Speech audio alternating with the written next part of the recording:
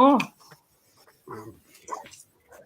Good evening, everybody. Welcome to Blether with, and we managed to catch Kat just in time to have her cup of tea. It's a bit of an ongoing joke now. Bloody time. We get Kat's last mouthful of tea for an hour and a half. So, good evening. Welcome to another session of Blether with.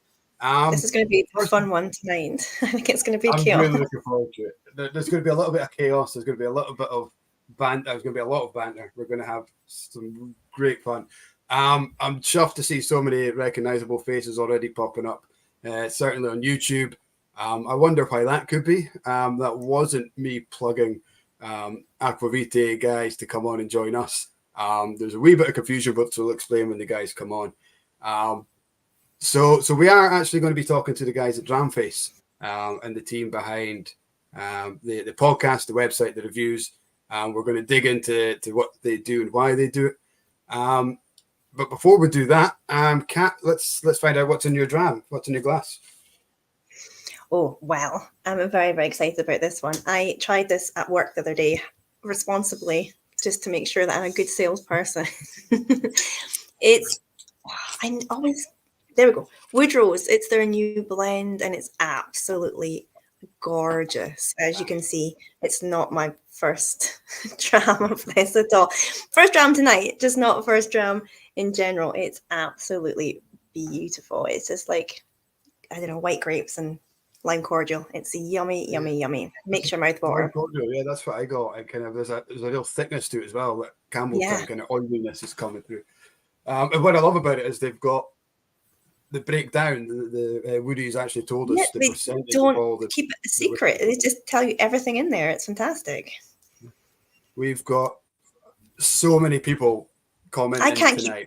I can't keep up with this. It's like an eye test or something. It's just it's a little screen is just going mental. A disclaimer for the guys who are maybe watching us for the first time. We're not pros at the YouTube. We're not kind of as clued up as Roy is on keeping track of absolutely anyone. I'm going to have to plug his ears, bend his ears for some advice on how he manages to keep up with all the comments. I'm just going to say hello to everybody and apologize straight away if we don't manage to keep up with the comments. We'll do our best. Thank you so much. Also, we should probably let everybody know that there might be a slight delay in talking over this happening just because we've got quite a few people on screen tonight. So if you miss anything, just give us a shout and we'll try and go back and pick up any points that maybe got missed along the way. But yeah, hopefully it'll work in a crazy sort of way. It's going to be chaotic. We're calling it pre-drinks or pre-pub drinks. So guys, if you have any questions, if you want to know anything about ourselves or the Dramface team, fire them in the comments. We'll do our best to get there. Somebody mentioned Inverurie. I've got a mate that lives in Inverurie. I can't get him to move on from Monkey Shoulder. Danny Hibetin, we will send him in. We'll do our best to get him. Not that there's anything wrong with Monkey Shoulder. Not at all. So this is what I've cracked open tonight. It's Fragrant the Ardmore rum cask from Fragrant Drops. The guys Rachel and George were in the shop last week, or this Monday past. Yeah, like a week ago. Yeah.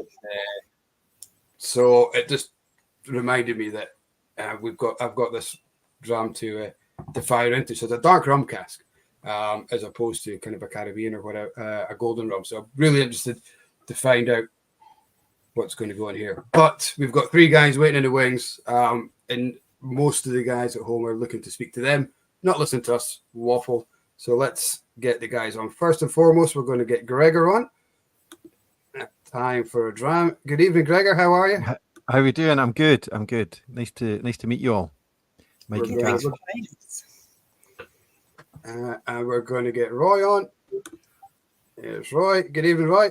How you doing? Hello, everyone. Good to see you. And you. And finally, we've got Chuck.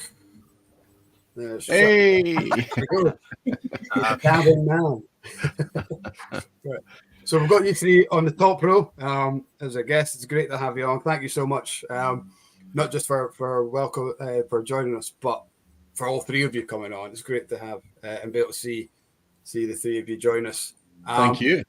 As I said in the pre-live, there's no script here. We're going to chat drams. We're going to chat to you guys. We're going to find out, try and answer as many questions as we can cope.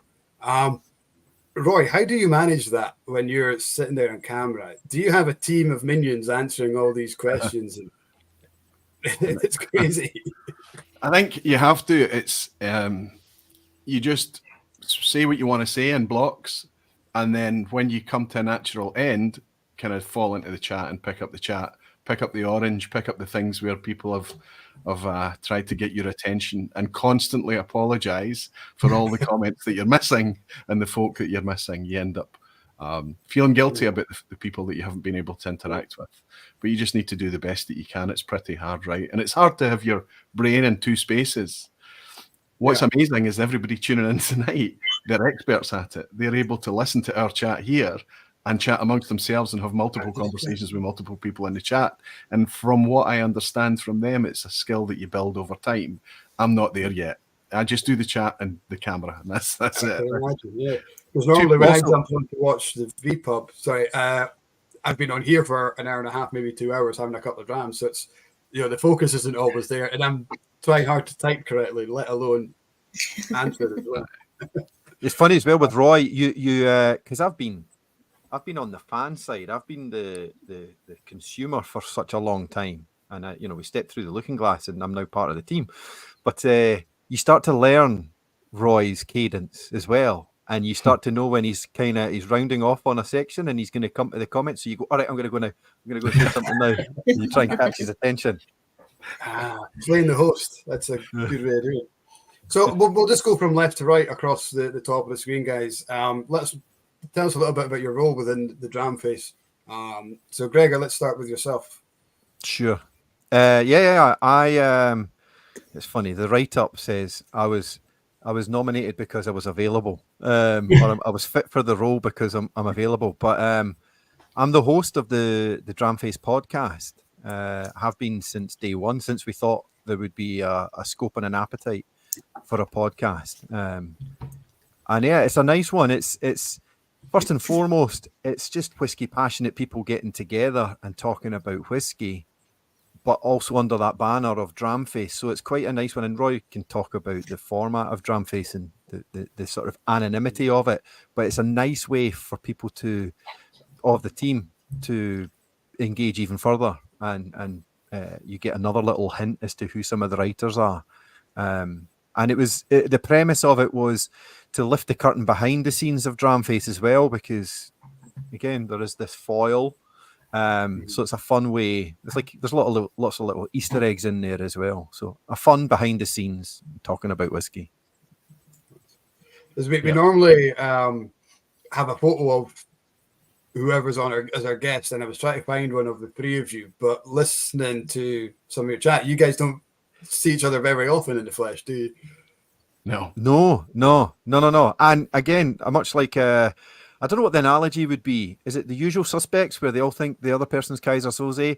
Like, not everybody knows each other. Not everybody knows people's faces. This is the first time I've seen Chuck. So. Do you know what this is like? Like all the little squares on the screen. This is just like a game of Guess Who. You know, the kids' game. We've all got to guess who's who. We'll like flip your window down in a second. Roy, we'll move on to you. Before we jump on Roy, Gregor, what's in your glass tonight? What are you? Well, sadly, it's the aqua without the vitae. It's 11 in the morning where I am. I'm on the west coast of the States, so I'm drinking just an ingredient of whiskey, not the whiskey. One third of the whiskey. Aye.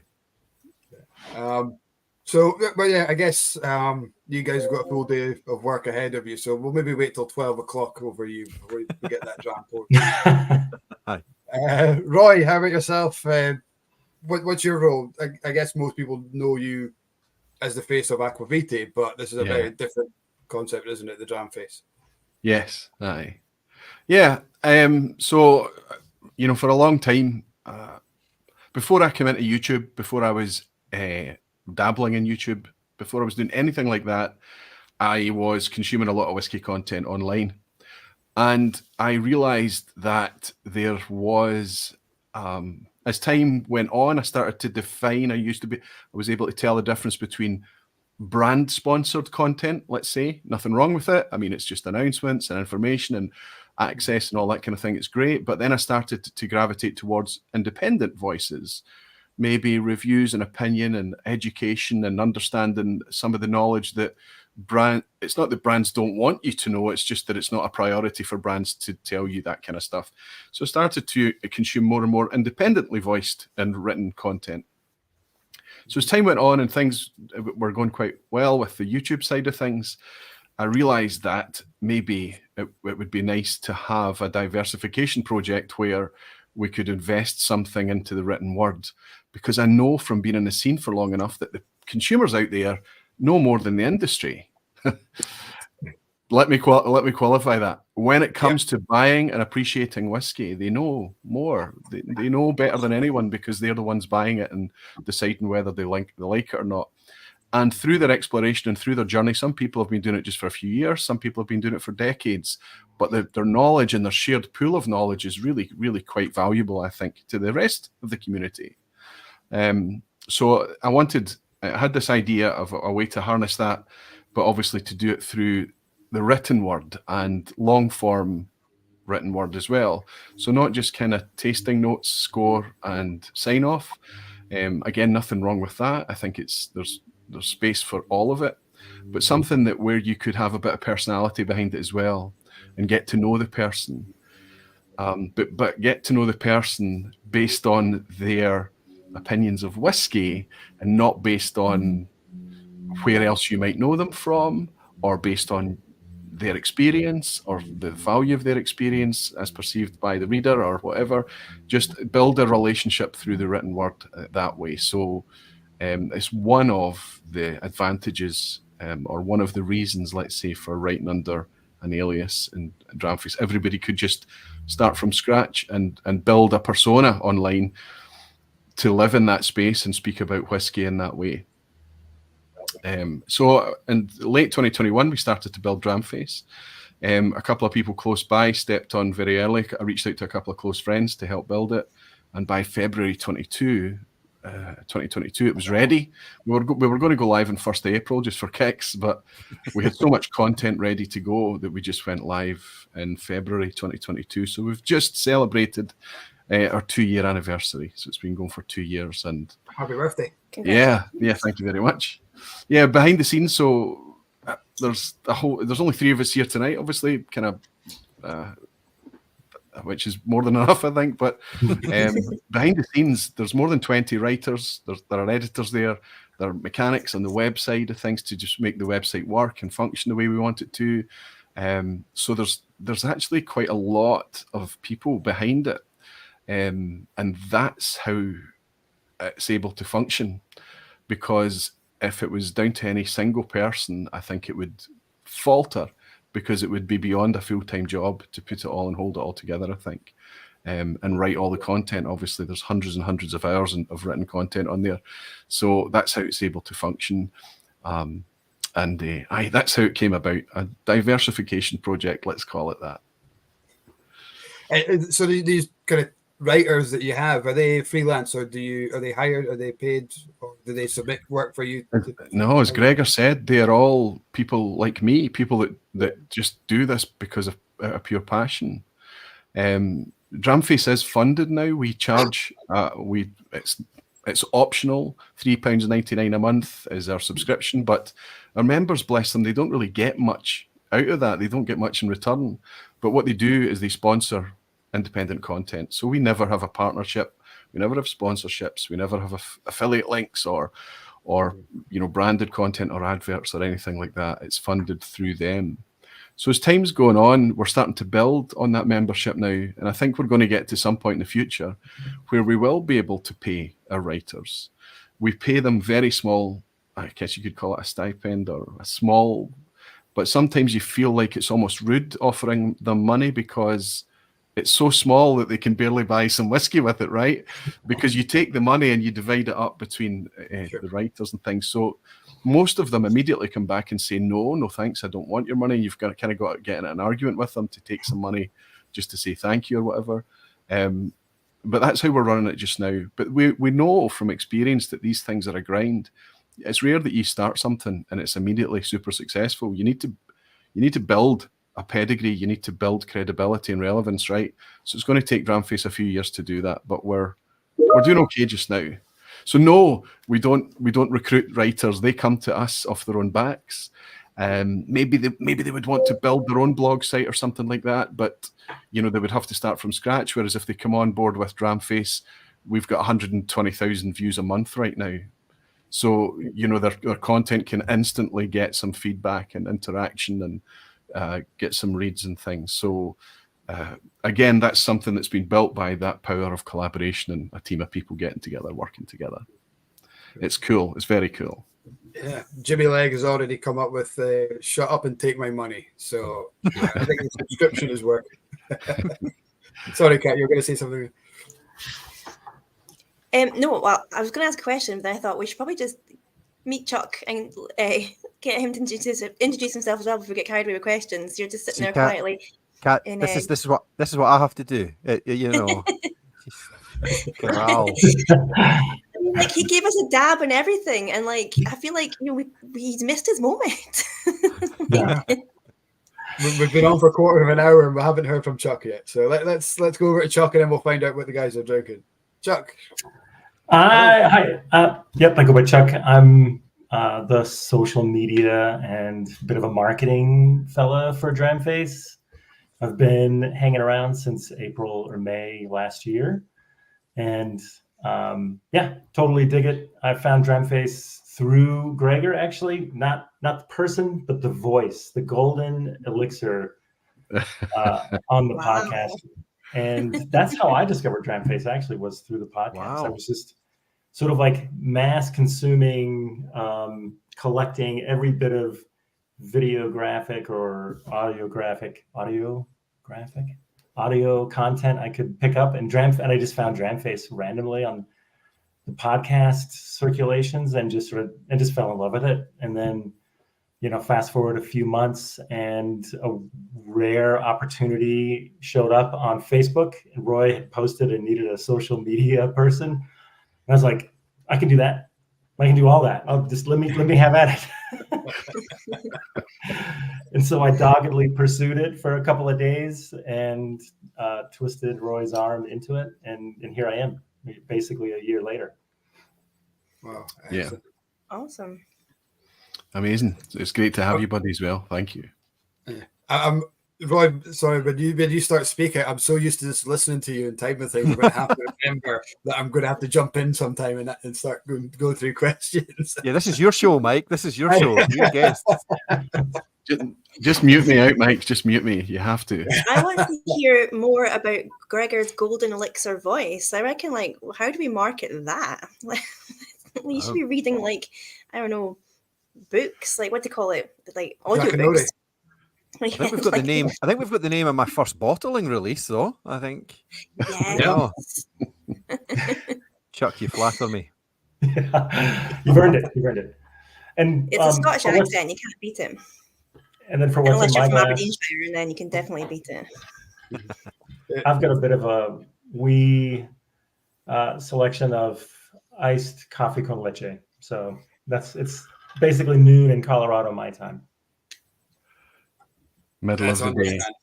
We have a lot of guys watching from stateside.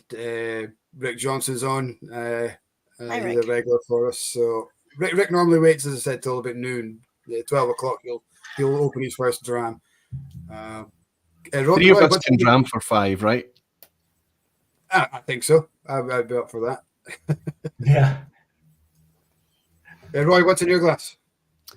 I've got trying to keep it light. I've obviously got a session a wee bit later tonight, and I've still got some things to do for that. It's just a Benromac 10, 43%. I just reached for it because it was handy and it seemed to fit the mood. A nice one. I guess. Do you guys sell Benromac from the shop? Yeah, we've got the full range, or not the full range, but the core range, and then we dabble into the contrasts. So we've got a good supply of Benromac. But remember, right, that just missed out on your perma shelf to Glengarry, didn't it? Yes, you do watch, Mike. Thanks very much. Yeah, that's right. And I think Excellent shout. The only reason I'm name dropping that is because we have an unwritten rule that we don't talk about Glengarry, because Kat, her other job is working at the visitor centre there. So, yeah, drop that one in there. I have to say, it'd be nice to have a chat with you sometime, Kat. I'm excited about the things happening at Glengarry. It's really cool. Yeah, you should come up for a look, guys. You're welcome anytime. I've also got major whiskey shelf envy. I mean, let's just... My one's looking a bit piss poor compared to your whiskey shelf, to be fair. Yeah. Maybe you should like blur your background slightly. Yeah, I'll try and do that. It's accumulation, it really is. And normally, I mean, obviously the backdrop is different for the session tonight, and it's the VPub backdrop. So all I'll do is this desk's on wheels, and I just spin it around, and if I spin it around, you'll start to see the backdrop of the VPub over there. So that's awesome. It's like a proper stage setup.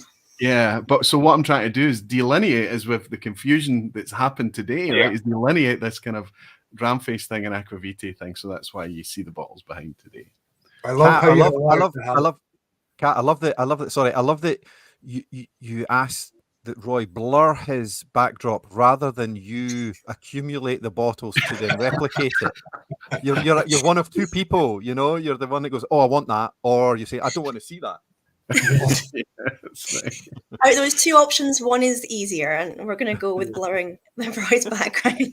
Yeah, there's always a third option, Kat, that you could just blur yours and pretend you've got a background like Roy. Do you know what, Mike? I'm grateful that I can just work this like live stream and follow a link. There's no way I can know how to blur a background, like other than just doing this and not letting you see it. I don't know how to do that. I'll just buy a decent shelf one day. We've got a couple of questions coming in, guys. The first one from Charlie, who's over in Norway. And we know Charlie quite well at the shop. She's asking, do you have any openings for bloggers, for writers, or how does somebody get in touch with you about doing that? Well, we've got a team of editors, and what usually happens is that people put in a submission. We have a wee read it. Some submissions come in and they're just obviously very, very good, and we see a space that they can fit in. And I don't necessarily mean lots of knowledge or things like that, although that's important, but just somebody who's just really good at conveying what they're enjoying about whiskey. And it goes round and we say, okay, we'll maybe have a look at this and go back and have a discussion with them, ask them what they're about. Then what we have to do is go and set them up as a persona and set them up in the back end of it. So there's a wee bit of investment in that. So you want to be sure that somebody's going to come on as part of a team rather than just looking for a vehicle to share their content. Does that make sense? Sure. So if we get the sense that they're excited to be part of the Dramface team and pitch in, and they like the tone of voice and the culture of it all, then we'll probably go ahead and release their content on a Friday first as a debut piece. And if the community like it and gets lots of nice feedback and a welcome and things like that, then probably you'll start to see more content, more written stuff from them in the future. So we're always on the lookout. We do occasionally open things up and say, right, we're actively looking, and that's happened once or twice in the 2 years.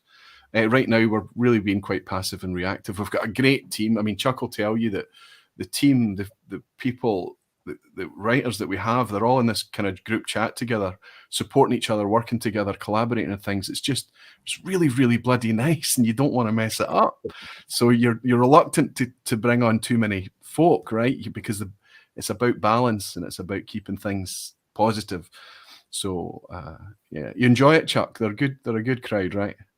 Totally. You know, and what I've learned to love about it is the sort of camaraderie behind the scenes. There's a couple of chat groups that we use to facilitate an ongoing conversation between all the writers, the sort of administrative staff, and things like that. And there's this sort of like ongoing churn of discussions about what people are enjoying and our take on recent news, or, you know, what we see as happening in the industry, or really just what's happening in personal lives. You should see on any given birthday, it really just is an ongoing scroll of happy birthday, happy birthday, happy birthday. Yeah. 45 minutes later, the moment has passed and you've got an unending amount of chat bubbles everywhere.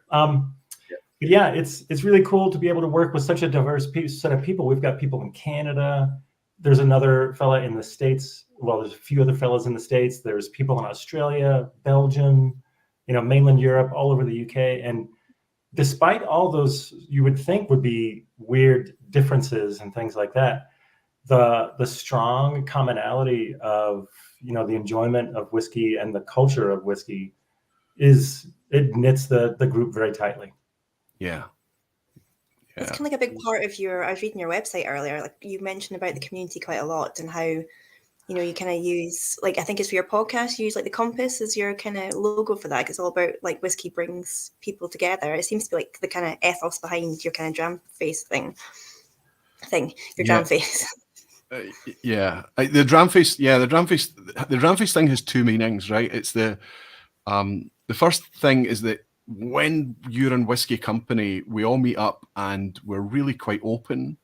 We're obviously a curious people. We're open-minded people maybe anyway, because we pursue whiskey, and that's probably good at pre-selecting those kind of people, that kind of mindset. But when we get together in a whiskey space, we really don't care how we eat, how we vote, how we pray, all of these things. We just get together and enjoy whiskey, and we see each other as people first, and we get to know each other as people, which is really cool. And it's a rare thing in modern life, I think.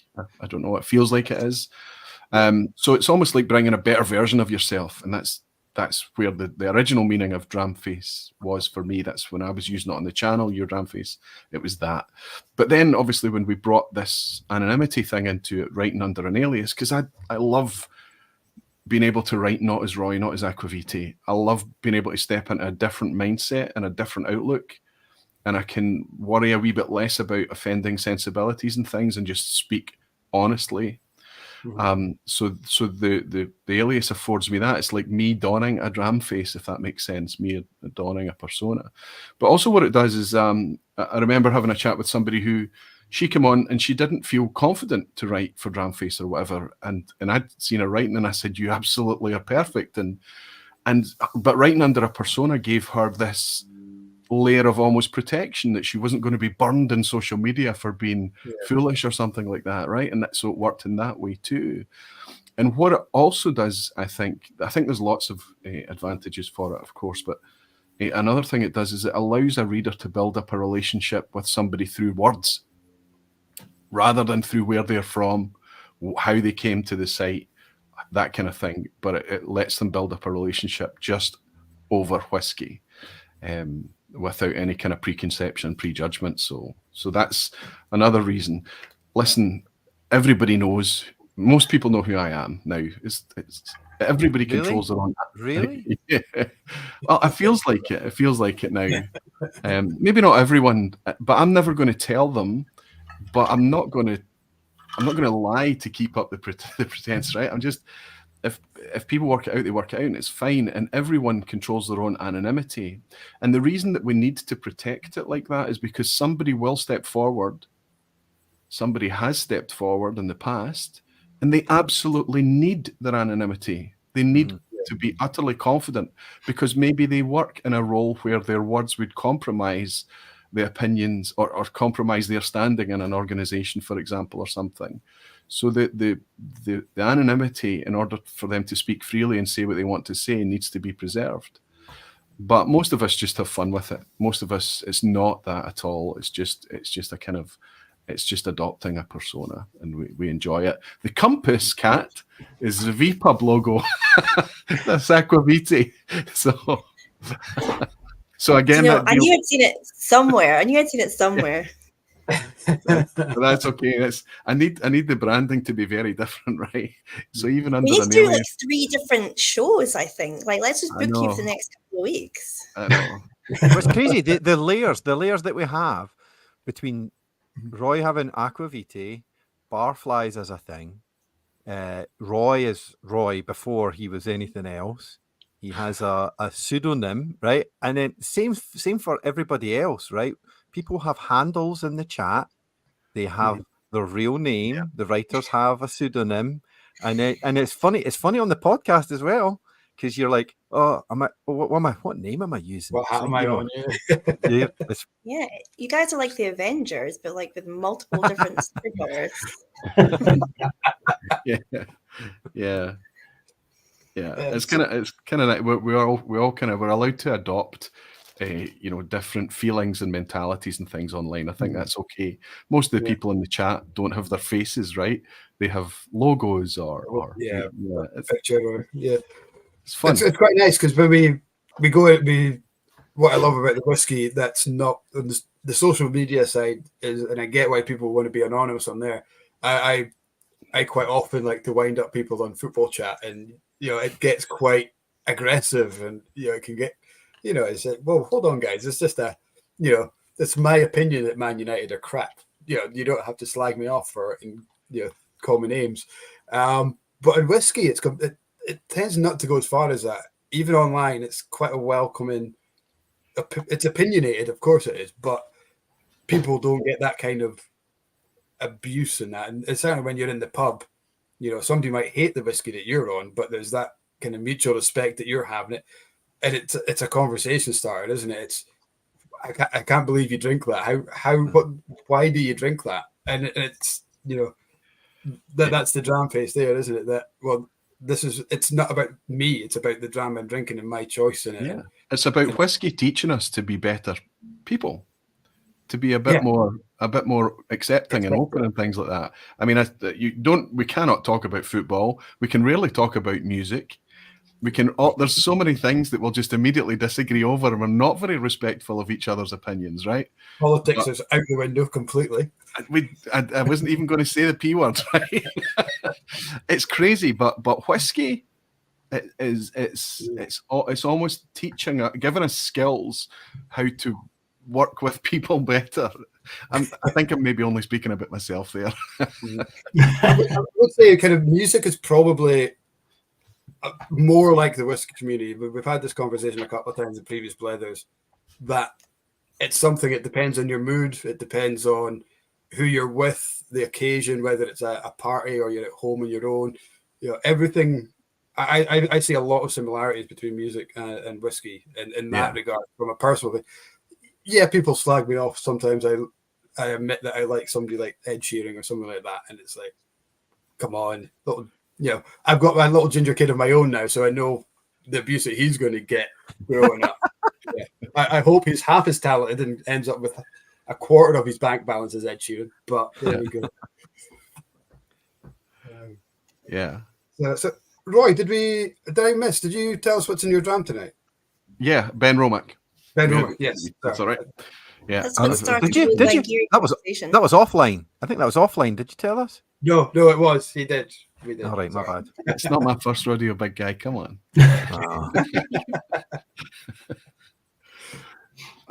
So Overland Drams has given us a row for getting philosophical. Yeah, probably, but I think it's nice to be welcomed into spaces based on your love of whiskey. It's nice to feel included. It's nice to feel seen. And I think you're right, Mike, in what you say about the community being like that. However, we need to acknowledge it, and we need to really try hard to preserve it and encourage that to endure, because it's not many spaces are like that, especially online. Very, very true. That is sadly very true. Yeah. Do you think there's a threat to that with the kind of FOMO flipper kind of community kind of chipping away at that? I definitely, but the more you just open up the discourse, and the more that you realize that, some people would have a collection. These are all open bottles for the most part behind me. But some people would be really getting a kick out of these being sealed bottles and just having a beautiful display. That would be their thing. And that doesn't make them a bad person, Even somebody and I will get people shouting at me for this, but even if somebody has worked out that they can make a little side gig for themselves in whiskey by buying and selling whiskey, it's, if they come in to try and do that now, the easy days are gone. They're going to need to work really, really hard. Getting up in the middle of the night to stand in queues, to know when things are dropping, to all of this stuff. I mean, it's just, there's something in whiskey for everyone, and they naturally find their own like-minded folk. We're probably all sitting in this live stream tonight because we're just super fascinated by whiskey, by flavour, by the variety, by the exploration, by increasing our knowledge and all of that type of thing. But, you know, you can't, it's a wee bit like you just, whatever whiskey affords for other people, you need to try and find ways to understand. I've got friends that they seem to accumulate whiskey, but they don't seem to drink it a lot. I'm working on them. I'm working on them really hard, and I will get there. But I've got to understand that for them, just the reassurance of owning it is probably enough. But for me, I'm like a kid in the sweet shop. I can't keep bottles sealed for very long. That's a good problem to have, though, I think. Absolutely, it is. It is. Yeah. And whiskey's only, you get people who collect it, and then the price plummets or whatever. Whiskey's only ever worth what you paid for it initially, what you gave over the counter or paid online. That's the value of that bottle, £50, whatever. Yeah. 3 months out, 3 years time, it's going to be worth £500. But the problem is always that there's somebody out there willing and able to pay way over the odds. That's what's causing most of the problem. For everybody that steps up to take opportunity from that, you can't really criticize. Come on, I said they're either businesses or opportunists or whatever. But if there are idiots out there that are willing to pay over the odds, irresponsibly pay for whiskey, I would say, then they're going to be taken advantage of. And unfortunately, there seems to be a lot of them out there because whiskey continues to get more and more expensive. Yeah. We had so Russell Brinklow, he's watching on YouTube tonight. I'll come back to your question in a second, Russell.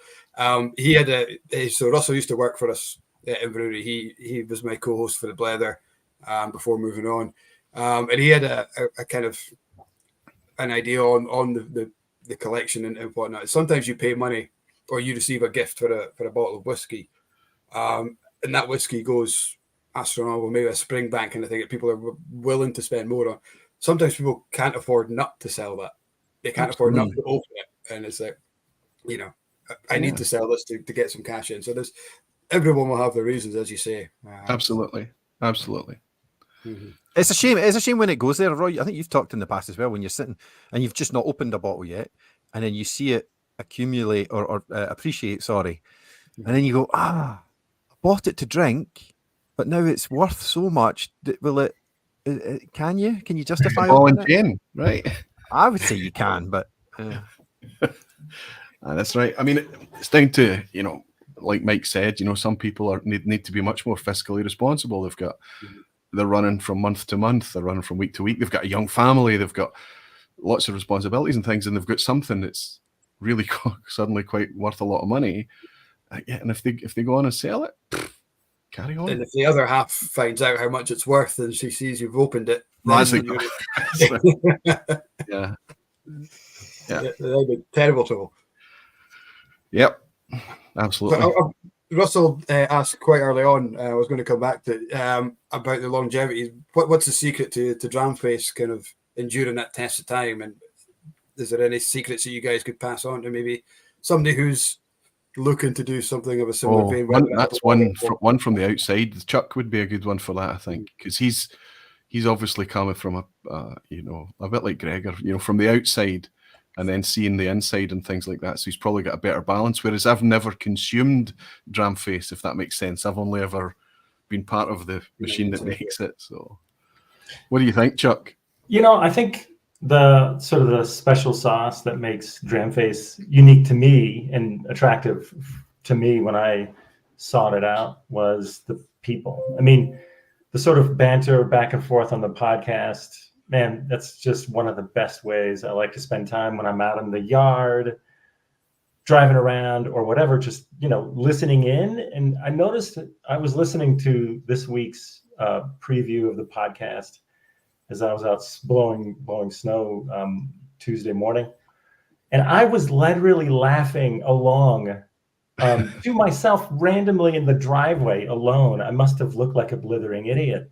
But there I was, totally enjoying, in a way, being part of a conversation that was happening, at another time and another place. But it's that sort of personality that is, I think, unique to Dramface. go to any other sort of whiskey news or whiskey review site, like you said earlier, Roy, it can be a little more cut and dried, really sort of factual based, right down to like the tasting notes, a little so sort of like opening and then a quick closing, and it's kind of over before you know it. But really, Dramface, like if you get into it and you start reading it, there's a lot of personal like character and personal points of view and storyline that people are really conveying. Like some of the writers and articles are just really well written. They're not just whiskey reviews, and I think that's what makes Dramface different. Is it's not just a whiskey review site. And I think what we've worked out is an incidental benefit of the alias that we didn't expect beforehand is the ability to be much more brutally honest and truthful. But not just about the whiskey, about ourselves. So the writing can be really quite emotional and personal, and it's almost like a little letterbox view of somebody's life sometimes, because they know that they're writing as Ogilvy or as Drummond or as whoever else. They're not writing as themselves, so they can be a little more free. I certainly feel like that when I'm writing. I still have to be a wee bit careful, of course, but I agree with you, Chuck, that it's always everything that you do, however you're trying to strategize or build or create or prioritize, as long as you're thinking about the people first, if you're always putting the people first in the process, you're going to probably make an okay decision, right? And that bears fruit with the likes of Dramface, because everything's always about the people. If the people are happy and if they're content and if they feel invested in it and they feel like they're part of it, then hopefully it produces a good product. So that's really cool and interesting to me that you felt that you could connect with those personalities too. Because you would think that the alias would be a barrier to that, when actually there's an argument that sometimes it's actually the opposite, maybe. Yeah, I think riffing off what Chuck said, I think the two points here would be on the podcast, like any tips on that or any of the success there. We're still figuring out what the podcast is and what people are enjoying about it. But ultimately, it's passionate people coming together and sharing that passion and talking about it. And it's natural format. It's organic. We have a few things we want to touch on, or a few things I think might be like a valuable re-listen, right? We've touched on a bunch throughout. But Mike, you were asking as well about maybe tips on maintaining the energy or whatever of Dramface. We talk about that on episode 26. So not this one that's coming, the next one. There is a lot. We asked the gang about that. And Gordon, I think, put it the best. He said it's new blood coming in that keeps the energy and it keeps the momentum. And I would say probably as well, keeping it fun. As soon as any of this becomes work, it will dry up. And that's what brought everybody here, is the passion, right? Like people writing about whiskey. The passion got so great about whiskey that they needed another outlet for it to go. And that's, I think, to Chuck and Roy's point, some personal stuff comes out there as well. So it's a unique space. But I think whatever you do to maintain that passion, so that you keep the balance right. We've got it's more of a to the chat. Somebody has asked, was it Tim was asking who is the favorite writer at the moment? What is your favorite writer of Dramface at the moment? I'm not asking you guys personally, because I think that would be like asking your favorite child.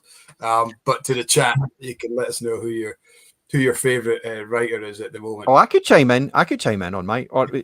I don't. Roy will smile. I don't read. I have, my bandwidth is pretty narrow. I'll be honest. I should be reading more, especially as the podcast host. But there's a level of articulation and beauty in how Doogie Crystal writes that it cut through anything I was reading anywhere when I first read his stuff. And we talked on the podcast, I remember, and I didn't know who Doogie was at this time. And I was like, who's this guy? Who's this Doogie? And I was signed up thereafter. I was like, okay. So as much as I look for what whiskey's getting reviewed, I also start looking for who's written it, Right. and it's a trigger for me. Yeah, it's interesting. It's really cool. Yeah. Roy, were you All gonna the writers say- are good. All the writers are good, though.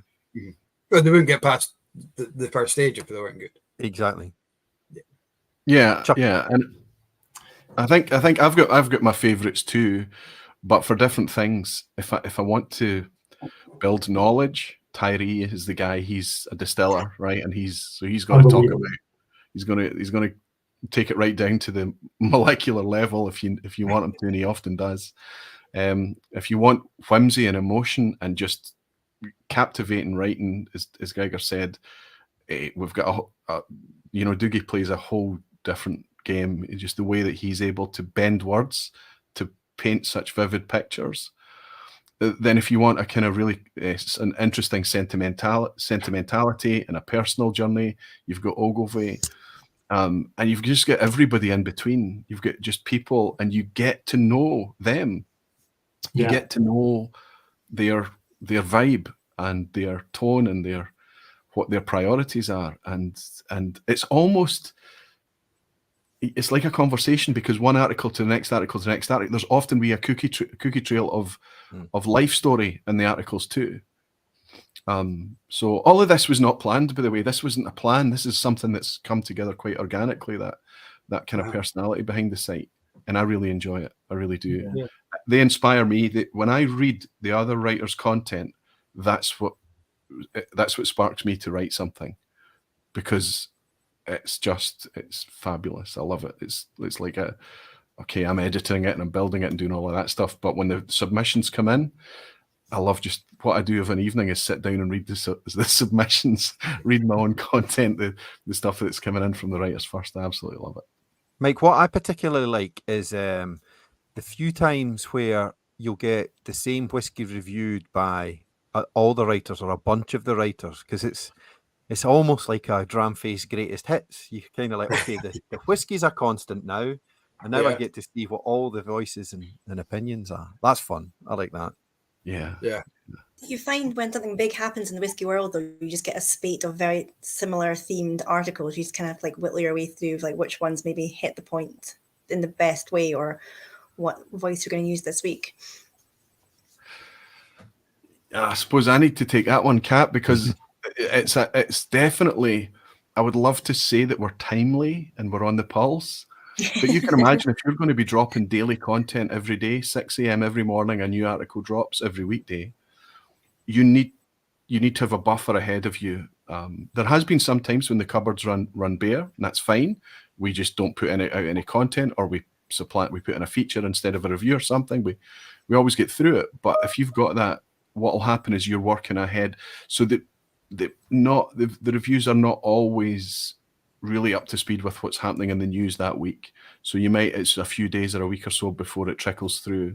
And then as soon as one writer tackles it, as long as it's been tackled in a way that kind of sates everybody else's appetite for that, probably it's not going to be written about by other people. I think that's normally right.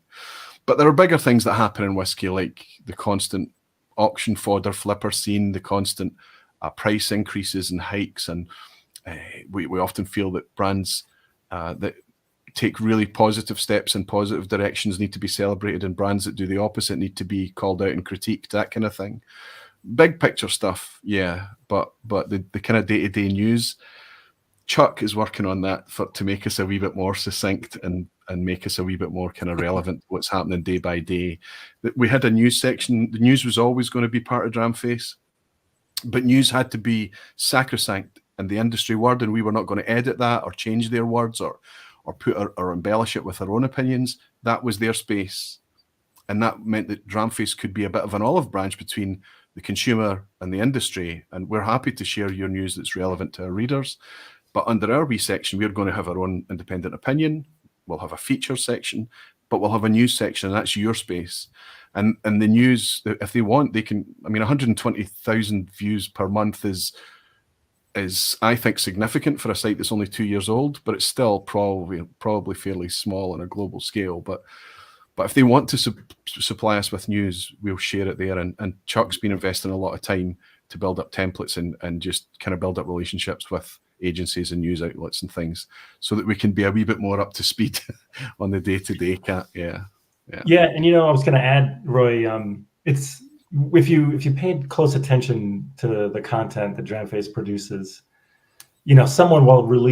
some distillery release a very interesting whiskey, and then some long period of time will pass before it gets its first review at Dramface, and that's really because we buy the bottles ourselves, and everybody has a budget that they're minding, and maybe you've already spent or allocated your budget this month, and so a month will go by, 2 months will go by, and then finally someone has the right bottle to review. It's old news technically at this point, but we have it, and we can finally apply time to it and review it in a proper sort of way. But like I said, time has elapsed at that point, so we're not very timely in that way, but maybe enough. It's a constant struggle that we have at the shop. Is we get samples for certain things. So Leader of the Glen do a new release, we get samples to try it, and talk to the customers about it.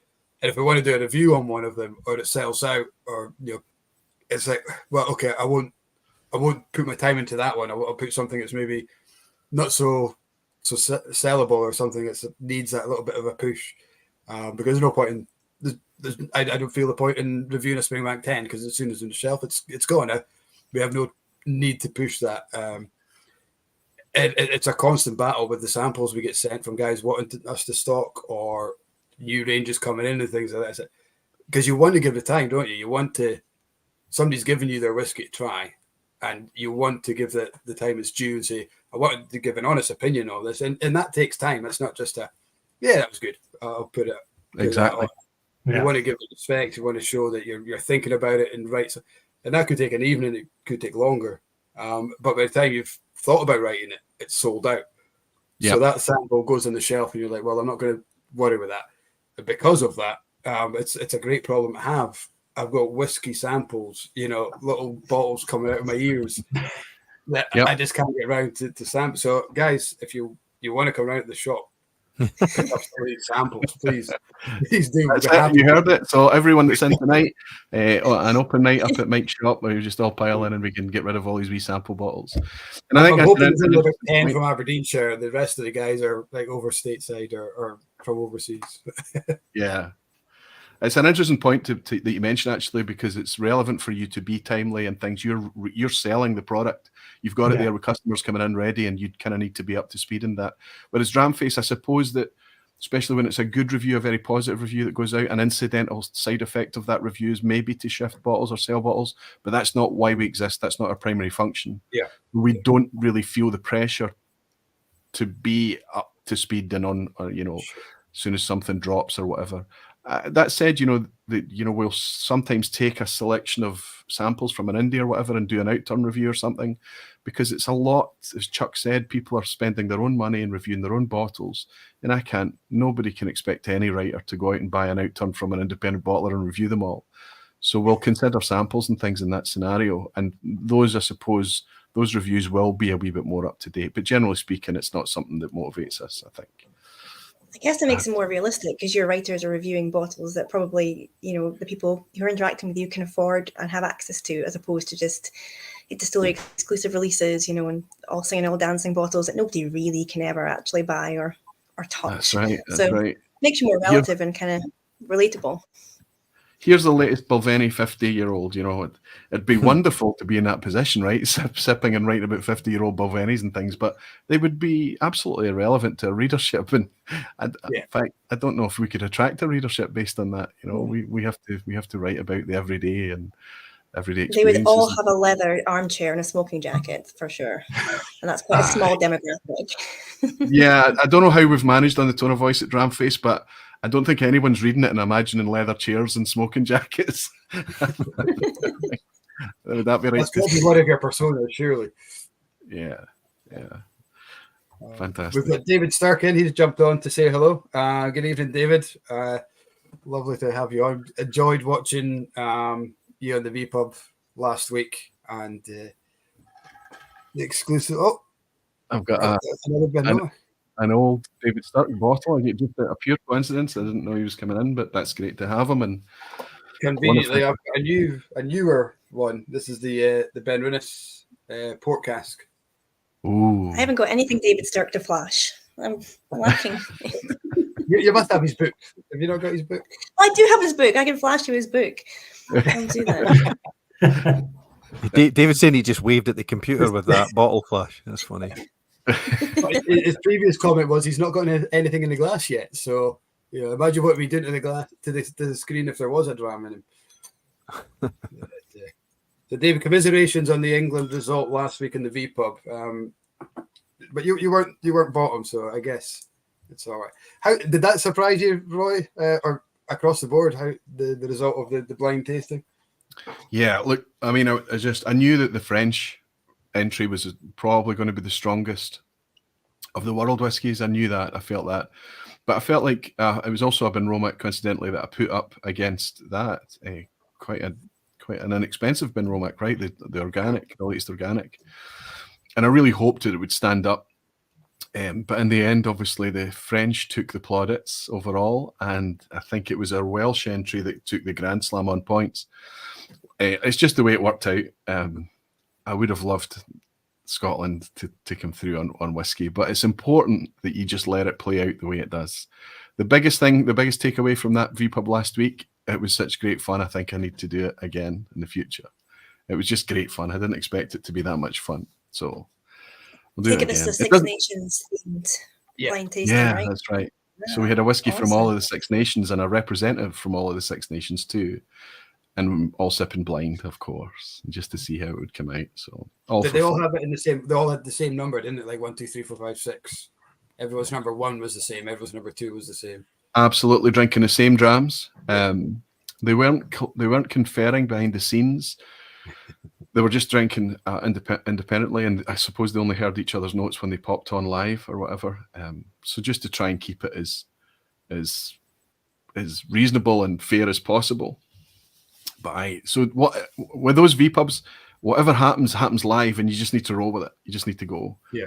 But it went okay. There's no big blunders. There's often blunders in the V-pub, but there weren't any last week. And the folk that were on were just great and fun and up for it and things. Actually, the reason that Gregor and I know each other, the reason that Gregor's the host of the podcast and things, is because of our history together in the V-pub. Mm-hmm. And I'd met Gregor maybe once or twice. I don't know, buddy. I can't remember now, but kind of figured he was relatively safe. I've since discovered that I don't always judge people well. And when especially when Gregor was on the V-pub live and there was a group of people like we are tonight, Gregor was very good at keeping a train of thought and keeping things on point, which is I'm terrible at. You've probably made that obvious again tonight, but he was very good at bringing it back together, and he was very good at making everyone feel like they were seen and involved and participating in things. Mm-hmm. So as soon as the idea of a podcast came up for Dramface, he was the only guy I asked. I don't know if you took much convincing. I think you were quite happy. I don't remember now. I think no, it's a good. I think I can remember seeing that observation of you, that in one of your green rooms post. There was one. I think it was a blind challenge I was on one time. Yeah, well, I remember the moment, and I remember who else was in. Aye, so it might. Yeah. I think Scott from Tomatin was on there, and there was a bunch of people. So, like, for those that don't know, again, there's a bit of behind the scenes. There's often a sort of debrief, or after an Aquaviti live, and we all hang out in the green room, the backstage, and we proceeded to chat. And I am still extremely whiskey passionate. But again, to that point earlier, like the passion was so strong, I wanted to chat to everyone, and I wanted to get to know Scott a little bit more and kick the conversation around. So yeah, I guess it's in my nature. And I definitely saw, I think I could see, I'd had a few drams, so I'm surprised I remember seeing this observation within Roy. But Roy sort of just sat back and just sort of let the conversation be steered by me. And I think that was maybe the moment, or one of them, where Roy went, that could be a good idea. I mean, I'm never letting him back on the VPub again. but you can do the Dramface podcast. No, it was perfect. I remember just How thinking, like podcasts? They seem like. Oh, sorry. No, sorry, carry on. No, there's no one. you We're can't. all stopped. I was just The going 8 to o'clock talk about plan, podcasts. They seem like. I know my internet is like shockingly shit. It's because I've bred too many teenagers. The podcasts seem like they'd be very time consuming. Like, is there a lot of editing? Do you have to do you prepare like a kind of script that you kind of aim to work off of? Like, what's the behind the scenes of a podcast? I spend so much time editing, Kat, like you wouldn't believe. No, here's the reality. Here's the reality. No. Like the division of labor. Typically, I'm tasked with trying to give a bit of a format, try and steer the conversation. You give enough space that we can have the conversation can organically go somewhere, and then you'll try and pull it back to another point. I steer the I Am a Distillery games and all that within it. Typically, We don't know what Gregor's going to speak about when we turn up. We don't know. That's my role. And then I just quite realistically, I don't have the bandwidth to edit. Roy does all the heavy lifting on that. And he loves it. He loves doing it, don't you, Roy? Yeah, I would like to keep that kind of veil of that idea that podcast, you just press go, we record it, stop, and then we just release it and put it out there, right? Because you don't want people to listen for edits or cuts or things. You want it to be as smooth and the less distractions there are on that podcast, the better. And if there are distractions, they're positive ones, that kind of thing. But the reality is, yeah, there's a lot of editing because we go off piste. Gregor holds it together really, really well, but we're having drams and we're just some of the stuff is just not publishable. So we just it has to be cut. And if you cut something out of a natural conversation, to butt the two ends together that are left is jarring. So then you've got to change the order of things and lift and shift from other places in order to kind of smooth out the bumps. And so there is, and the idea is Gregor wants to do a 1 hour podcast. It's we'll keep it to 1 hour tonight, 1 hour tonight. And I've inevitably get nearly 2 hours of content to edit down. So I've given up trying to hit an hour. I just make it as smooth as I can, and it goes out at whatever time it's out. People don't mind. It's a little bit like film, isn't it? When they make a movie, there's about 1 hour of footage transfers to 1 minute on screen or something like that. It's ridiculous. Yeah.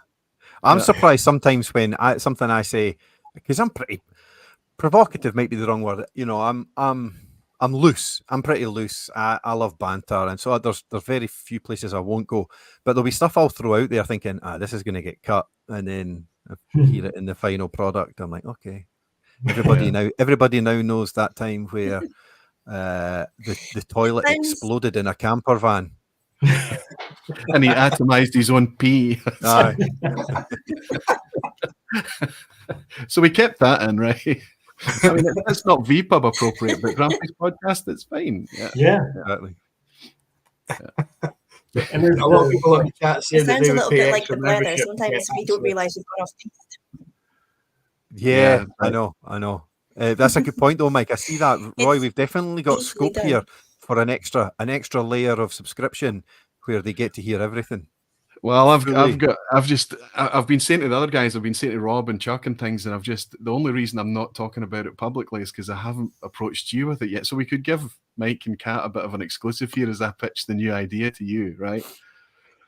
We had this idea that we would do, because the podcasting software that we use can take audio, it can take audio and video, but already editing the audio is so difficult that I wouldn't want to have to patch in video with that as well. But there's ways around it. Maybe I could do it once. I had a better idea than that, though. Dramface has got a YouTube channel. We could just rock up and do the occasional live Dramface podcast, have occasional Cats and Mikes and whoever else in the typical guest format that we have, and just record a Dramface podcast on YouTube and release it on the channel, or even do it live. And then Jimmy Legg gets what he wants. He wants the unedited podcast, right? He wants the. We would have to keep it a wee bit cleaner, I think, but I think we could maybe do something like that. I'm trying to read your face, big guy. You seem okay with that? That's not the first time you floated it. We've kicked it around. We have kicked it around. I think we committed to doing one live maybe this year. Well, this I don't. season. I remember talking about it. I don't know. I wasn't sure if you were aware that I mean live, like literally, like we're doing right now. Right? Yeah. No, I hear you. Let's Yeah, do it no, then. we're always looking at little ways to keep it interesting for us and for everyone else, just to level up. Like I don't Come know. up to the I don't whiskey know how shop many. and do it. But hey, there's an idea. I don't know if my subscription stipend will cover the airfare for that cat yet, but we'll see. I lost my train of thought there where I was going, but no, you know what? that's what I was going to say. I was going to say. The person that made you lose your train of thought. You're legendary. Don't lose your train of thought. No, see, this is where Roy would cut it out, and I'm seen as professional. No, just as we say about like we're often looking at ways to tighten the package up and get like layers of engagement or things for the listener. And one of them, which was fun, I can't remember at what point in the season or we started it, but it was like a speak box, or we called it the drama phone, where the people listening can leave little messages, whether it's a quiz or feedback, and we bring it in occasionally, and that's fun. Mm-hmm. So again, we're just little by little looking at ways to make it a value add for people. And that's one of the things that we've forced. I know that it's probably this season that is ahead of us. We might lean on the core team a wee bit more and try and reach into individual writers to bring them in as guests to try and fortify the Dramface. But we're very comfortable reaching out and bringing in guests from the outside, but they don't appear because maybe they're in the industry or maybe they're in retail or whatever they're in, but they don't really sit down and say, oh, I'm Roy and I do this and I do that. Literally, Gregor just introduces them by their name and then we start. So, it's almost like that anonymity thing coming into the podcast a little bit. We're not really interested in what they do for a living or what they bring to Whisky or whatever. What they bring to that podcast, that next hour of people's time or hour and a half of people's time is what's important. So we don't even go into the introductions and things. And so it's important to us, therefore, that we keep the accents as varied, the voices as varied as possible. And you're probably aware. I mean, it's probably good to always get a mix of kind of men and women, and a mix of people with Chuck's accent, maybe some European accents and things like that in there. Just try and make it clear that it's easy for us to fill the Dramface podcast with people that sound like me, maybe, or Gregor, right? But we need to make it obvious that Dramface is much more inclusive and reliant on resources that's much, much bigger than the Central Belt of Scotland, for example. Definitely. And you don't want to be just plugging that one demographic either. Whisky already has a kind of external issue with being an older man's kind of pub drink. So that helps break down that barrier and get Well, I always say that if you go into a perfect example is a whisky festival, because it's full of people, that's an instant snapshot of the demographic of whisky. And it's still mostly men. And it's still mostly men that look like me, unfortunately, right? And I don't just mean about the English as a first language, skin color, all of that stuff, but also age demographic as well. We just need to work really hard to fill in these younger folk coming in. And then you look at the other side of the table, not the punters, behind the tables.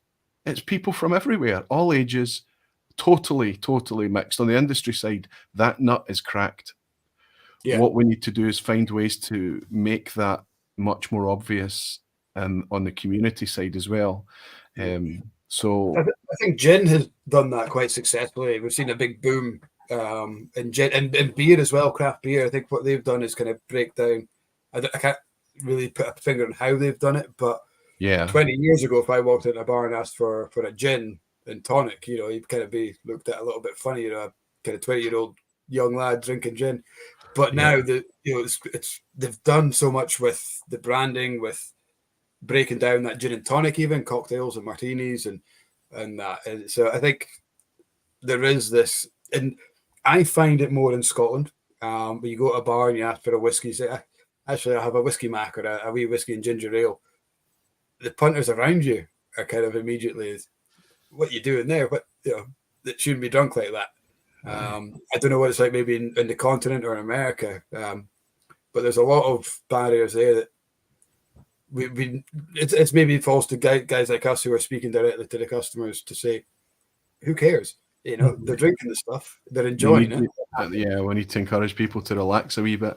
And there are lots of purists out there that will not have their single malt mixed in cocktails and things right up until you make them 2 cocktails, one with a good single malt and one with a cheap blend or something, right? Then they realize how much it really enhances the cut, and they suddenly start to change their mind a wee bit.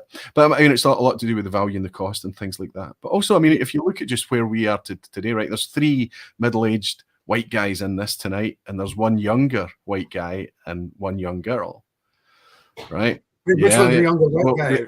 You're right, and I'm just going to leave it to you to interpret who's right.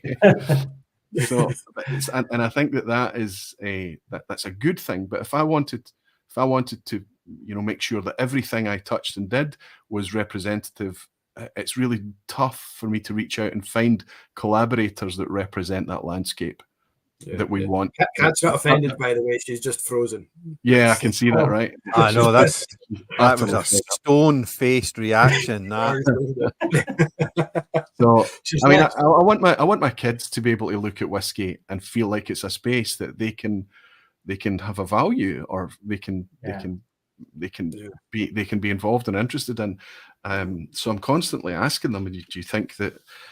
And for them, it's difficult because they only really see their dad and their dad's pals around whiskey. So it's a challenge, and but it's incumbent upon us all to make sure that everybody that steps into this place feels welcome and seen, I think. Absolutely. Is that something you touch on in the podcast at all? I haven't I've gone back and watched or listened to a couple of seasons, episodes.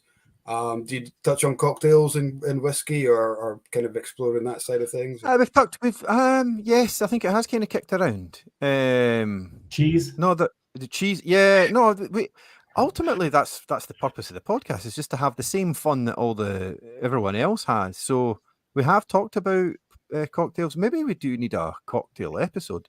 We've done a cheese pairing episode, which was pretty fun. I still don't know how much replayability fun that was for people, but we also kicked around a chocolate tasting one. So yeah, no, it's there. And I just thought, ironically, I'm truly coming around to whiskey highballs, and I'd spot some glassware so it looks the part. So for sure we're inclusive.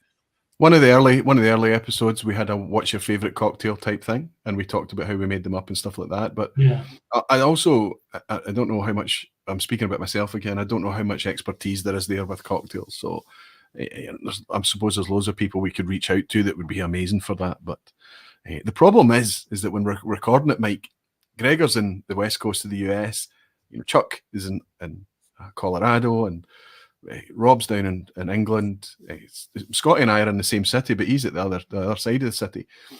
So in a lot of these experiences, a cocktail thing, that would be an amazing thing to be doing in the same space together. But yeah, there are ways around it. There are ways to do these things. They have to be fun. And if Gregor says aye, then it goes ahead. But if he doesn't fancy it, it'll not happen. So let's see if the chocolate thing happens. I'm for that. Peanut butter too. Yeah. That's a fun one, Mike, that comes along as we've been going long enough now. You've got this little bank of running jokes, because there's banter, there's established banter, and I guess that becomes extended out to the Dramface community, and that becomes a thing. So it's fun. It's fun. I guess that is what brand building or community building looks like. It's fun. And people will listen to this maybe for the first time who haven't heard that episode. The cheese pairing is getting a lot of love. I have to watch that episode. I missed that episode. Let's go back and it kind of reignites that kind of feeling for it. Yeah, that's the cheesy one. Yeah, the name of the episode. Yeah, it was a mess. It was very smelly too. One of the cheeses was a blue cheese, and you could hardly smell a thing for blue cheese. If kind of going back to that thought about the audience of whiskey culture and all that kind of stuff, I was going to share. I went to the American Single Malt Commission convention earlier this week.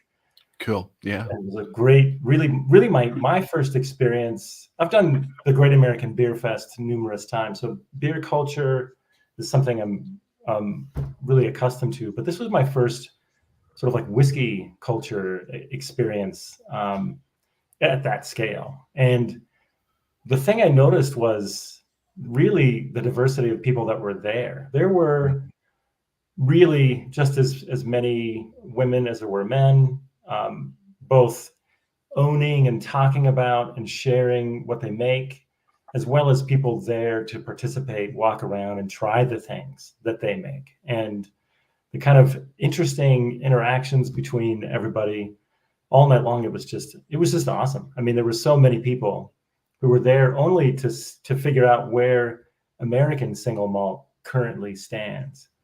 And for many people, it's such a new thing here that the discussion inevitably sort of like would go over to the context of like, well, what about bourbon? And, how does this compare about what they know about bourbon and all that kind of stuff? And it was just a really good night.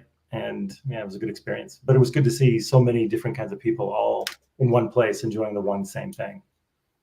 We need a write-up on that, Chuck. I've got it in the wings. You can pass it on to the guy, whoever is going to do the writing soon. Yeah. Good stuff. So yeah, she just messaged me there. She is she's waiting for her mum to get off the phone so she can get back onto the internet. So, oh wow, is she on dial-up? Yeah, she must be. Yeah. She just remember the days when you went on the computer and it was the wee attempt number 3. Yeah, and then exactly. you just got connected and the phone rang. You're like, for God. That's right. Here she Mike, goes. Mike, do me a solid. Leave time at the end. Brian Caballos was asking. It would be fun to do an I Am a Distillery live on the end of this chat. So afford us 7 minutes at the end, and I'll pose a I Am a Distillery to you all. Well, I've still got stuff to do for the VPub. So is that the 7 minutes or now then? That's because I'm scared of participating in I Am a Distillery live, of course. But I was just going to ask you guys what last question before we kind of move on.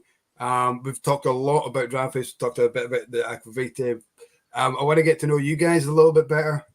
So in that, I want to know what the first whiskey was that got you into whiskey. What was that epiphany? And if you could buy any distillery in Scotland or in America or wherever in the world, what would it be? So we'll start with Gregor. I would say there's probably two. I don't know if it's let's say Gateway whiskey was probably Glenmorangie 10 maybe. There was always Glenmorangie around in my kitchen, and so that was the one. Epiphany one. Shit, what would that be? Maybe actually the one that probably turned me fully on to, okay, I'm going to get into whiskey now, was, and it's not cool, but I'll say it anyway, it was the Balvenie Caribbean cask. And I don't know if I like it much now, but that was the one that opened the doors up. Could I buy any distillery? Cool as anything else. Huh? It's as cool as anything else. Yeah. How about nobody can buy the distillery that I buy? Can we play that game? Well, especially if you get to go first, right? Ah, exactly. It starts with spring and it ends with bank. Game 1. Yeah. I try right through the centre posts. Job done. Yeah. No, we can pick. You can pick. Anybody can pick. That would be mine. I guess there's a diversity about Springbank, isn't it? You've got everything. Exactly. Exactly. You get. Yeah. Roy, how about yourself? The whiskey that switched me on to whiskey was Glengoyne 10. Famously had a colleague visiting from Italy. He loved whiskey. He was part of whiskey clubs and things like that, and he asked to be taken to a distillery while he was visiting me in Scotland while I was looking after him. And I said, "Luca, sorry, I don't know anything about whiskey. You've asked the wrong guy." And he was just disgusted, and he said, "You live in the country that makes the best spirit in the world and you choose to know nothing about it. That was his words. Like, did this kind of thing. And so I went home and I did a bit of research and I found Glengoyne. And they were doing tours back then. This was 2005. I went back to Luca and said, Luca, I found a distillery. Before we take you home on Wednesday, we can go for a tour. Fantastic, he says. Which distillery? I was like, I said, it's just a tiny wee distillery in Glasgow called Glengoyne. He said, their 21 is my favourite. So I was very, very lucky. But seeing Luca going around that distillery, the way he was asking questions, the way he was like a kid in a sweet shop, this alpha male that's into his food and his wine and stuff. For him to be rendered a child by whiskey, I knew there had to be something in it. And I was standing in the tasting room, sipped this Glengoyne 10-year-old. It was like nothing I'd ever experienced sipping whiskey before. And that was me straight out the tasting room, straight through the shop, bottle of 10-year-old, t-shirt, water jug, the whole thing. And that's how it all started. We're still friends now, Luca. And the last time that I met Luca, we were in Milan together, and he said, "Hey Roy, I created a monster, no?" So yeah, brilliant guy, fantastic guy. Amazing Italian accent, by the way. I know. I wonder how many people I've probably offended quite a few of my own community, whether they were Italian or not. They're right, but that was my best. That was not an Italian impression. That was a Luca impression, and the Italian accent is incidental. And I can't remember what the other question is, but I've talked enough, Mike. So. If you could buy any distillery with the exception of Springbank, what would it be? As long as I can caveat this with every moment, I'm going to have a different answer to that because there's just so many that I would want to. But right now, Bamor, I wouldn't want them to change anything. I would want them to continue making what they're making, but I would have a lot to say about what comes out in their official product. And I would do a lot of changing there. Anyway. Bamor, like me, Kat knows my answer is Ardmore. I think it's such a undervalued spirit. You get like a Bowmore, Ardmore in a single cask form or independent bottler, 46, 48%. Banging. What they release to the general public, I can take or leave. It's quite amazing how different it is. And it's obviously intended to do different things. We understand all of this, but it's heartbreaking when they can't do both. They can't look after mass market and some much kind of... And you think both distilleries are churning out a lot of liquids, so there probably is scope there for both. Yeah, I think so, but hey-ho, I'm just a wee diddy on YouTube. I am not going to give any sort of comments on that at all. I was going to say, this is your company, Kat. You sort them out. Oh yeah, of course. It's Beam Suntory, isn't it? Yeah. So yeah, I think my internet. Oh no! Actually, get the hamster running faster, Kat. Chuck, for yourself, what would your yes, sorry, I'm losing you guys. Be, and what would... I think it's been about 5 of us on, and it's kind of taken a lot of bandwidth from me. Sorry, Chuck. Crack on. I had a bit of a 1-2 punch for me. The one that's so like 20 years ago, I got introduced to Scotch through a really cool Johnny Walker experience, and like it was literally pre-internet. But if you notice, I spent a lot of time with craft beer, so the Johnny Walker thing didn't stick. But 20 years later down the road, I discovered Aaron 10, and that was what sort of like I realized something was here to discover. And then the thing that really drove it home, though, was Ardbeg's Ugadal. Ooh. Nice. Yeah. That was like, the Aaron 10 was an indication of like the beauty and quality of something really nice. And Ugadal for me was like just mind-blowing weirdness that was delicious, And 54%, I think, Ugadal is 54 point something as well. So really, really kind of up there in ABV as well. But yeah. That was my second bottle. I went from Aaron 10. I went from nothing to Aaron to Ugadal, and I was sold. That's all I needed. Nice. So would Ardbeg be your distillery then? No, I would say I'll give you 2. One is Ben Romick, because I've learned to love that quite a bit. But I would offer a nice sort of stateside option, and I'd like to say if I were to buy one here, I'd buy this one for two reasons. A, because Del Bach is making something really, really interesting with this mesquite. Their talent with working with mesquite is beginning to work, and I was really, really impressed. And I would love to live in that much sun. So yeah, consider me sold. Arizona, right? Del Bach. Yeah, Arizona. Yep. Yeah, I didn't say you had to live at the distillery. You just had to buy it. That was Smashing. Yeah. Wait, Roy, Gregor, where did you sit on the Oogie Corey debate? I'm a big fan of the Big Core range, Oogie, Corey, and our Big Ten. The rest of the stuff, it's kind of tough, but the stalwarts are there and they do a great job with them for the most part, I'd say. Yeah. I'm not massive on peat, Mike. I'm coming around year on year, and I was just at a Lafroig tasting last night with the inimitable Simon Brooking, a legend. I'm more and more a fan of him every The legend that is contact I get. Simon. Oh, honestly, but I enjoyed every dram. But I'm definitely not a peat head, and I would say Ardbeg is still way off on my radar. I don't feel the need to go there.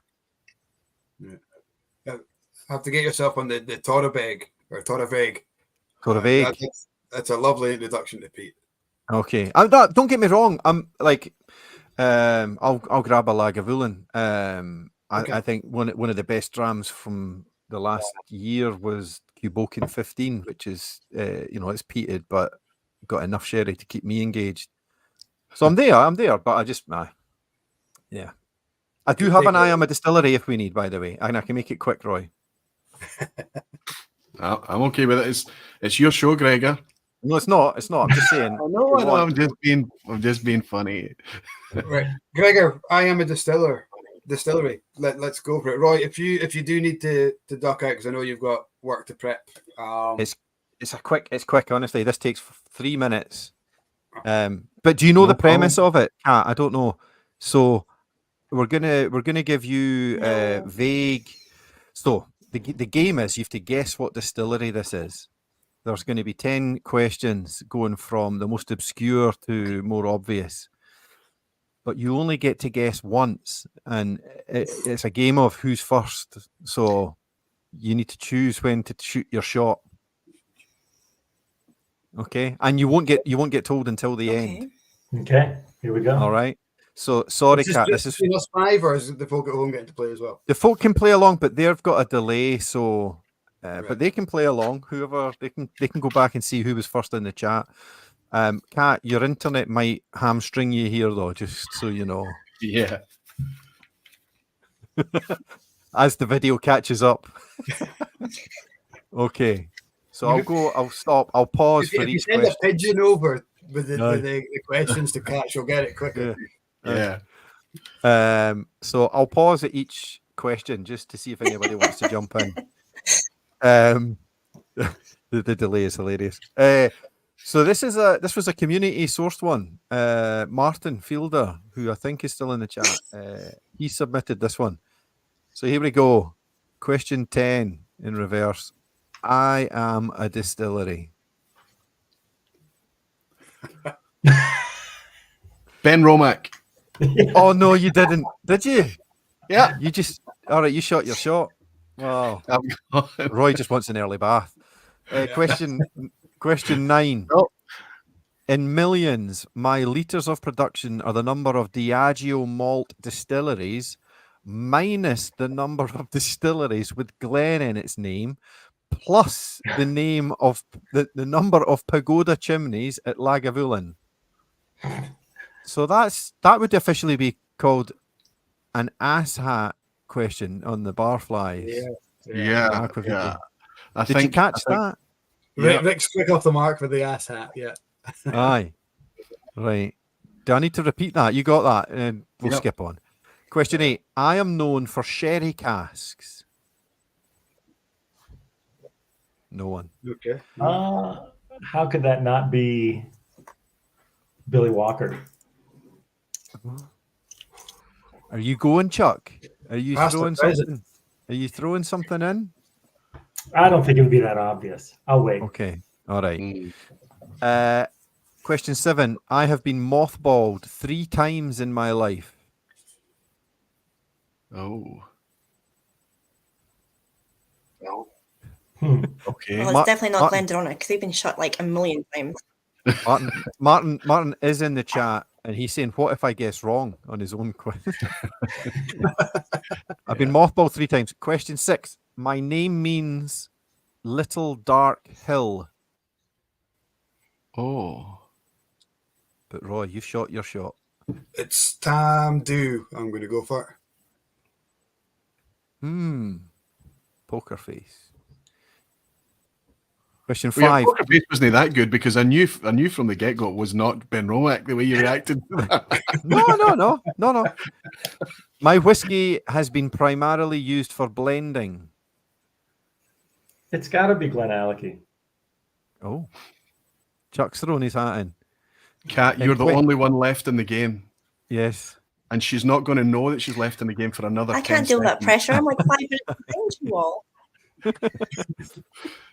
Question 4. In 2017, I released a 50-year-old bottling, and in 2022, I added an 18-year expression to my core lineup that includes a 12 and 15-year. Sorry, the air was leaving my body there before I could finish my sentence. Question 3. I malted all my own barley until 2010 using Saladin boxes. Oh, wow. Question 2. I am located on the banks of the River Spey. I'm not sure if Kat gets the concept there. You just went for one. She's just going to pull the internet cable out right now and just go, I'm off. Are you allowed to guess? Are you allowed to say the same answer as somebody else, or do you have like? No, 'cause I think it's the same thing. Gone. That's gone. Well, so I just have to name another distillery. Only if it, well, we're past that point now, Kat. Mike, you were right. I am Tamdu. Well done. Yay! There you go. Well done. I mean, Mike. I said that 50 minutes ago. You just didn't hear because my internet's so shit. So I technically won. And well done, Martin, too. Cool. Brilliant. Yeah. As soon as you said the Saladin boxes, I knew I was right. Yeah. Aye. I didn't realize it was as recent as 2010. That's crazy. Yeah. Yeah. A lot of people on the chat get that right. Selling much Tamdu, Mike? It goes through fits and bursts. Sometimes it's really popular. And it's a great one to get people come in, maybe looking for a Macallan, and they realise the price of the core range. Oh, have you got anything similar? Kind of Glendronach, Glenfarclas, Tamdu is that 3 kind of that are great kind of alternatives that we put people into. Yeah, nice, good stuff. But, guys, I think that's the perfect time to round up. It's been an absolute pleasure to have the 3 of you on. I hope you've enjoyed it. It's been fantastic to learn all about you. I, for one, will be subscribing off the back of getting to know you guys and a little bit pre-chat research into what you guys are up to. I'm going to have great fun walking the dog. There we go. The fireworks are off. I'm going to have great fun going back and listening to podcasts. My dog walks are going to get even better listening to you guys chatting along. Roy, I look forward to catching up with you later on tonight and on the VPub. It's indie bottling theme chat tonight. Oh, is it? Right. Oh, yeah. better go and brush up on the topic. Work out what we're going to talk about. Yes, indeed. I know for a fact there's a lot of guys here watching us for the first time. Thank you very much for joining us. If you want to subscribe to our YouTube channel, we've got some great blethers that have gone on in the past. So look them up and comment on them. Let us know your thoughts. It's been fantastic. Hopefully you join us in the future. We might have to change our name from a Blether with to the pre-drinks for the VPub. Dan's asking now, what are they going to do? What are the people at home going to do between now and is it 9:45 you kick off? Yeah, 9:45. So we've only got an hour to fill. Have a snack. Have a rest. Get some food in you. Go and see the other half and give them a bosey and make sure that they're all right. Turn the desk. Yep, that's right. Yeah. Turn it down. Or for some of you, do a little work, in between. Thank you guys. Roy's that keen, he's already turned. He's screaming. right. No, he's good. He's good. Cheers, Mike. That's him off the clock for you guys, Gregor. As soon as the screen turns, he's off the clock. That's me half done. That's me half done already. There we go. I can do another 10 minutes. There we go. This is the work you're talking about, Roy, is it? Yes, right. You just had to turn. Just got to move the desk across the room. Superb. Just before you go, guys, Kat, next week's guest, who do we have lined up? Just wait for that internet to catch Drum up. roll. Well, so that's kind of up to you, Mike, because next week's the Blether, so it's next week's the Whisky Academy, so it kind of depends on whether we're doing it or not. So I'm going to leave that one with you. And so yeah, next week we are on a Highland Whisky Academy. So we run a course twice a year where we invite people from all over the world to Inverurie, Aberdeenshire, and we get some behind the scenes access to distilleries. We visit the maltings and we do a whole lot of cool stuff for a week. So we probably won't have a Blether next week.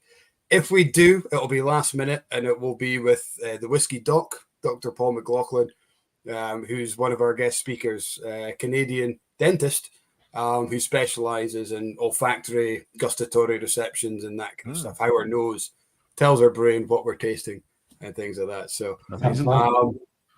So we might not be, but we'll let you know as soon as possible if we are. But follow the channel, guys, and you'll know as soon as possible.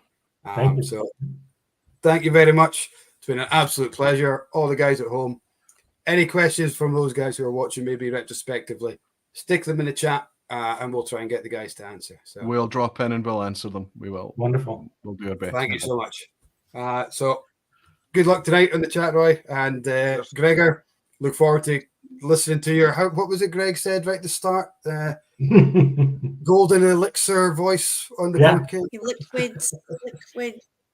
Oh yeah. Liquid gold. Yeah. I need to get some business cards made up then, by the sounds of it. Yeah. And Chuck, lovely to see you. It's been an absolute pleasure. Slàinte, guys. Thank you. Cheers, guys. We'll see you. Thank you, guys. Loved it. Thank you.